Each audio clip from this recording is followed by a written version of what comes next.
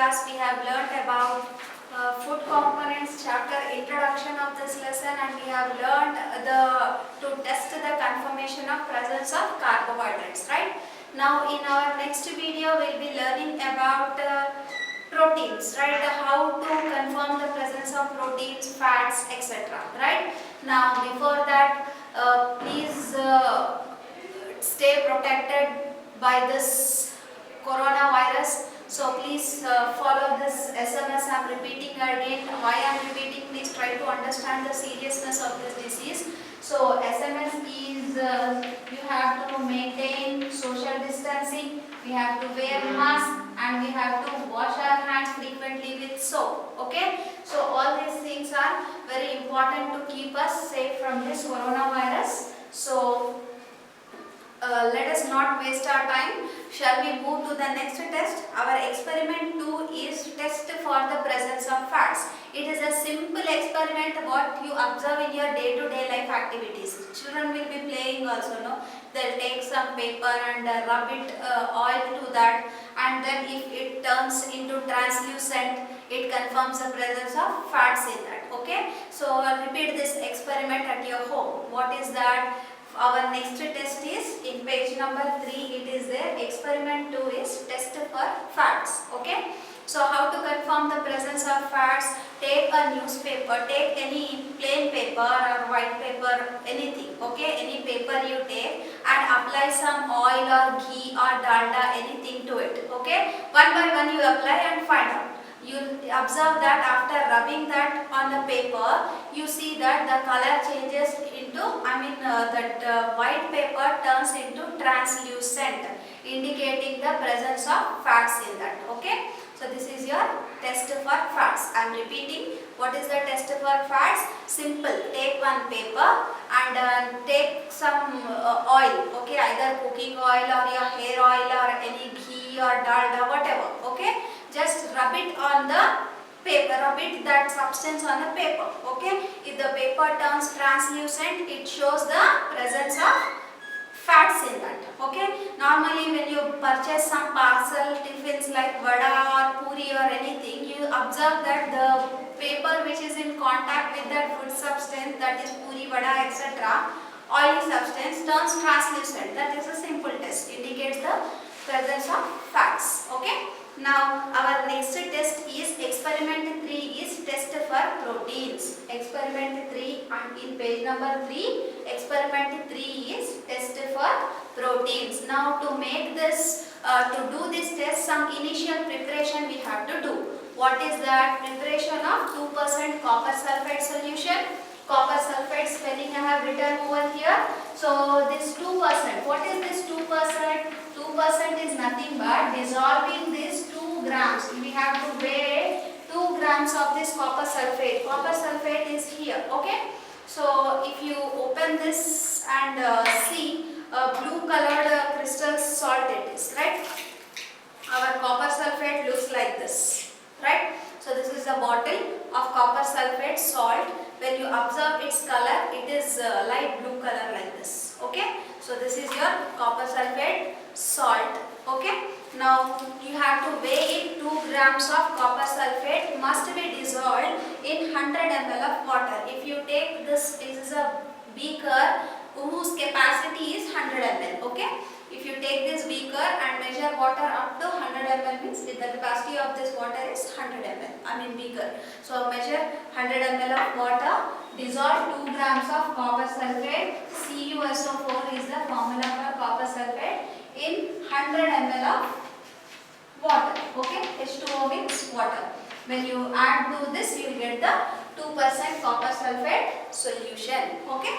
So this is how to make 2% copper sulfate solution. Now next is what? Sodium hydroxide. How much he has given? Then 10%. 10% of sodium hydroxide. So normally you have to take, this is the sodium hydroxide I have taken in the beaker. Okay. So sodium hydroxide, what you have to do? These are also pellets. Pellets are nothing but your salt, coarse salt you have, no? So pieces, pellets in the sense pieces of 10 grams of sodium hydroxide. How much? 10 grams of NaOH. NaOH means sodium hydroxide. How much? 10 grams of the sodium hydroxide must be mixed in 100 ml of water. Okay. So 10 grams of sodium hydroxide must be mixed in 100 ml of water. Then you will get 10% sodium hydroxide solution. Solution, no, it is we are mixing some solid into water and dissolving it. Normally at our home also when we make some lemon juice, etc., like juices and all, we mix some substance in that and to make it a solution. We add salt, sugar, etc., right? So to make it as a solution. So here also we made two solutions. What are those? 2% copper sulfate solution and 10% sodium hydroxide solution. Right. Now this is our initial preparation for testing for proteins. For what we are doing, making this solution to test the presence of proteins we have to do. And one more beforehand preparation what we have to do is, you have to take little bit dal, any dal, your tur dal or moong dal, whatever dals, okay, your Bengal gram or red gram, green gram, any kind of pulse if it is available, we have to take it and make it in the powder form, okay, we have to grind it into a powder form and then we have to take like this, okay, in a boiling test tube I have taken dal, okay, then add little water in this. I am taking another tube with this water, add little water in this to make it a solution form, okay. So when you add water in this, it turns into solution. Now what I did is, initially I made solution like this and the upper collected water I have collected here, okay. The water I have collected here. So this one. So you have to, first what you have to do, take some dal, grind it into powder form, add little bit water to it to make it a solution, and here is the ready-made solution for your dal, okay, test for proteins, right. Then this you have to transfer it in a test tube. Now I am taking this empty test tube and I am transferring this protein, that is dal solution, into a test tube. Then what you have to do, add, how much you have to add, 10 drops you have to take, from that 2 drops of this copper sulfate solution you have to add in this, okay. You can take the help of a dropper, take a dropper, add 2 drops of a copper sulfate solution into it, and then what you have to do, add 10 drops of sodium hydroxide solution into this. 1, 2, 3, 4, 5, 6, 7, 8, 9, 10. Done. So what I did, initially I have taken the dal solution, and what I did, I have added 2 drops of 2% copper sulfate solution. What I readily made in this copper sulfate solution looks like this, okay. Then sodium hydroxide solution I have taken. So what I did, I have taken the test tube, to the solution I have added, to the dal mixture solution I have added 2 drops of copper sulfate solution and 10 drops of sodium hydroxide solution, and when you shake it a little bit like this, you will get this color, okay. Appearance of the color, that is violet or purple color you will get. This indicates the presence of proteins in that, okay. Now I think in your workbook it is given in a procedure form, okay. Anyway, I will refer your workbook and I will give it to you as a homework. You can make it a note in your class workbook, okay. Now what you have did, like in the same manner, if any solid you are testing, you have to grind it into a powder and make solution. For example, if you want to test whether the milk contain proteins or not, then directly milk is a solution, right. Whatever substance you are testing, it must be in a solution form, right. So that milk you have to take and add copper sulfate and sodium hydroxide. The appearance of color indicates the presence of proteins. So likewise, I have tested this different food substances, and result I have noted in your table 2.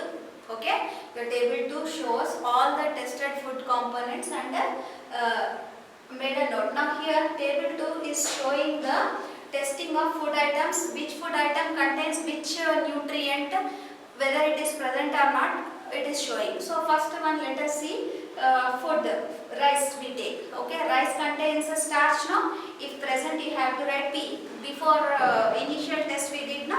With iodine solution in our previous video. So same way, we found that rice contains starch in that. So you should write P. Now, do rice contains proteins in that? So proteins are present, but in very traces amount. So you should write P here. Rice contains fats? No, absent you have to write. A you have to put. Okay. So like that, potato, milk, curd, egg, all the observations I have filled in this table. So you can also fill it. You can also take the help of your workbook to fill this table. Okay. So different results are given. Now what is your, now for example let us take potato. Do potato contain starch in that? Yes. P. Present you have to write. Proteins. Proteins are present but little traces amount. Fats absent. Okay. Now milk. Milk contains starch in that? No. Milk doesn't contain starch. You should write A. Then proteins P. In the proteins column write present. Present PRESENT. Present here. Okay. And in the fats column write present. Okay. So it means what? Milk contains proteins and fats, but starch is absent. Okay.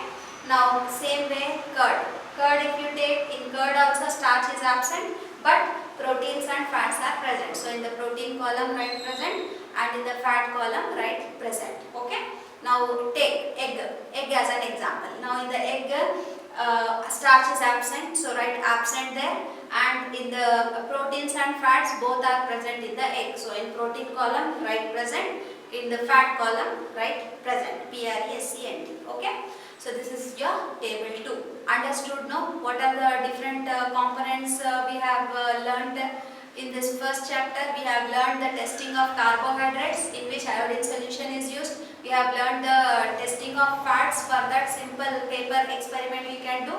Next we have learned the confirmation for a test for proteins. So in the test for proteins we have followed just now, right? So all these methods you have to remember. What are the different tests for different components? Now here table 2 you have seen, right? Table 2 you have learned. Based on table 2, in your page number 4 on the top here questions are given. 5 questions are given. Okay.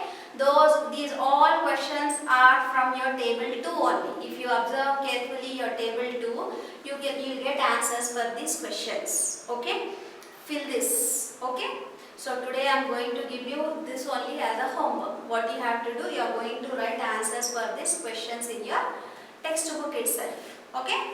Now, generally every food contains all components of food, but its quantity varies from food item to food item. Okay. If you take the example of rice, rice contains more amount of carbohydrates, but proteins are negligible, very traces amount. Okay. So in the same manner, if you take the example of milk, milk doesn't contain starch, but it contains proteins and fats. Okay. So like that, one or the other, all food items contains all of the food components, but their quantity varies from one food item to another food item. Okay. So find out from your classmates here. Here you have one small activity. Find out from your classmates whether all of their family members take sufficient food. If not, why? Find reasons and solutions. So now your schools are not there. Inquire your neighbors. Okay. Don't forget to maintain social distance. Find out from your neighbors and do this activity. Okay. Question is clear. Please, anything if you are writing here below at the page below, you have provided with some space, right? Use this to write. Okay.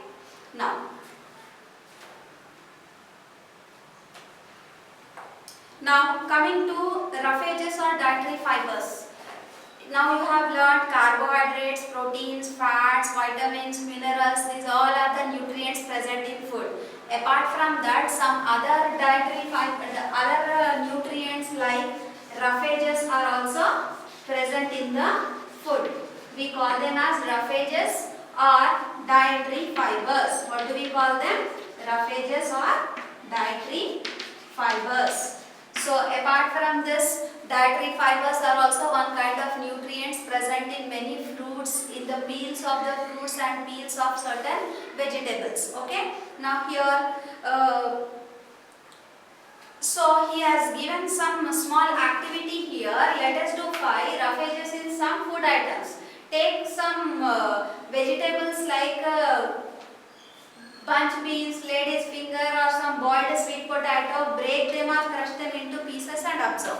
Simple activity, take some beans or lady's finger, just break them like this. After breaking, if you observe some thread-like structures in that, it confirms the presence of rough edges in that. Simple activity, just by observation you can find out. Okay? So, what you have to do, collect some lady finger, beans or etc. Just break them into pieces and just observe it. When you observe it, you will observe some thread-like structures in that. Or if you take some boiled sweet potato everybody know, no? That sweet potato after boiling, when you break it, you observe some thread-like structures in that. It shows the presence of rough edges in that. Okay, this is one kind of small test what you can find.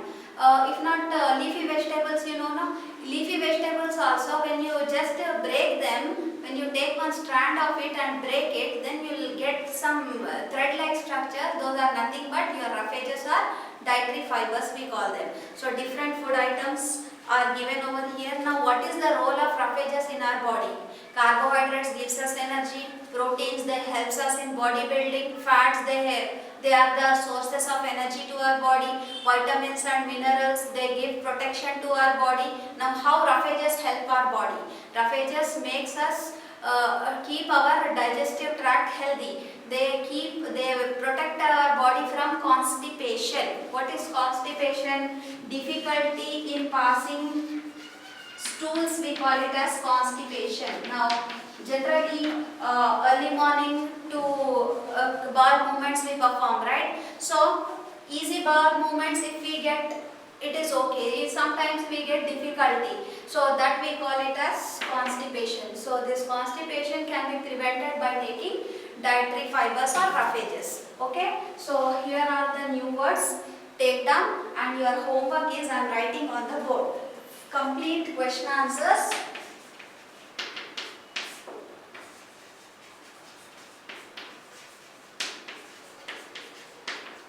Question answers of page 4 from textbook. Okay. Fill in the textbook itself. Write question answers in the textbook itself. Okay. Use pencil to write. So regarding sources of rough edges and all, again about constipation we'll discuss in our next video. Okay. I hope today's class is clear to you. Thank you all.